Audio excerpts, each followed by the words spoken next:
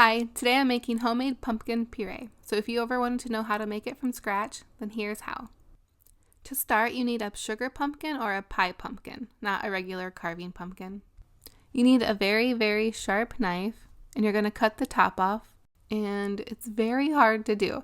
So I'll be honest, this is the first time I actually made homemade pumpkin puree, and carving the pumpkin was really hard, and it took quite a while to get that top off.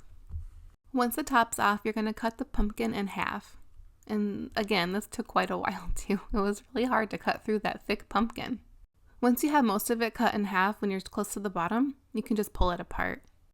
Then you're going to start scooping out the seeds and the pumpkin guts.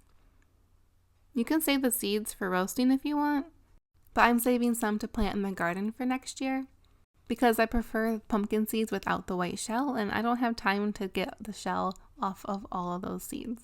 And then on to the other half. Once all the seeds and guts are scraped out of the pumpkin, you're going to put it on a lined baking sheet. I used foil, but you probably can use parchment paper because the heat isn't that high.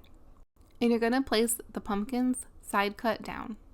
You're going to bake them for 40 minutes at 375 degrees. Then you're going to let them cool for probably 20 to 30 minutes. Just make sure they're cool enough that you can handle them, so you can touch them without burning your fingers. Then you're going to scoop the pumpkin flesh and place it into a blender or a food processor. Making sure that you get all of the pumpkin flesh that you possibly can scoop out, because you don't want to waste all your hard work of making this pumpkin puree. Then you're going to blend or process until it's smooth. And that's it. Just scoop it into a container that you have a lid for, and you can store it in the fridge for up to a week, or you can freeze it up to 2 months.